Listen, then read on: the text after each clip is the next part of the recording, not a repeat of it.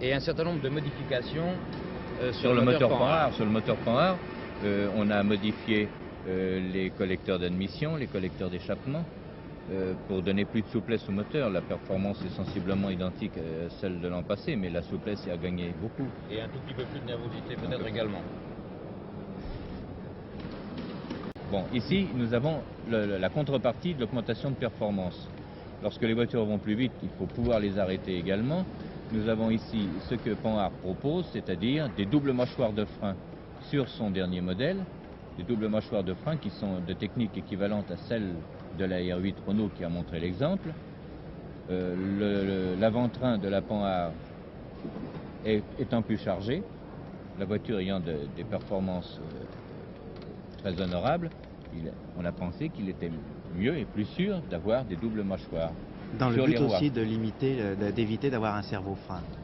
Une nouvelle marque qui nous apparaît, car Matra on ne le connaissait pas au salon encore. Augmentation du confort également. Augmentation du confort. L'an passé, déjà, Panhard nous avait montré ses sièges sur la 24 CT, sièges réglables dans tous les sens. Eh bien, je crois que nous pourrions maintenant en arriver au chapitre des nouveautés, puisqu'il y a quand même quelques nouveautés, que ce soit des voitures entièrement nouvelles ou des voitures qui ont été améliorées. Et c'est le cas notamment de la nouvelle Panhard, de la Panhard BT. Oui, c'est une extrapolation du coupé de l'an passé.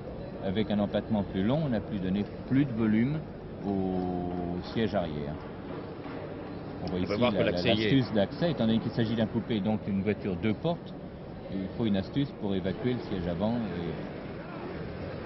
On voit ici la voiture, la Panhard 24 CT, lorsque nous l'avons testée à Montlhéry. Moins d'ailleurs pour en mesurer l'augmentation des performances que pour juger l'agrément de conduite supplémentaire du moteur modifié, comme vous l'a dit Jean-Bernard D. Le kilomètre de par arrêté est accompli en un peu moins de 39 secondes. Le gain est moyen par rapport au modèle précédent. La vitesse de pointe est de 155 km/h. Je dois dire d'ailleurs que pour ces essais, nous avons placé nos caméras toujours aux mêmes endroits, sous les mêmes angles, ce qui va permettre de comparer le comportement de chacune des voitures que nous avons essayées. Ici la sortie de la cuvette. Ici la sortie de la cuvette sur le circuit de Montlhéry, avec tout de suite après le premier lacet de foire. On voit que la voiture se tient bien sur sa trajectoire, de même que dans cette courbe, il s'agit ici de discorde qui est prise aux environs de 110 km/h. Le comportement de la voiture est le même que celui du modèle précédent.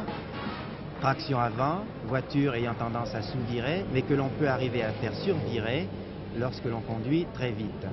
La tenue de route est très sûre. Et qui est une des voitures que nous n'avons pu qu'aborder, car il y a évidemment ici dans ce salon un grand nombre de modèles, un grand nombre de choses que nous n'avons pas pu vous montrer ce soir et que vous pourrez découvrir en venant passer quelques heures ici à la porte de Versailles au 51e salon de l'automobile de Paris.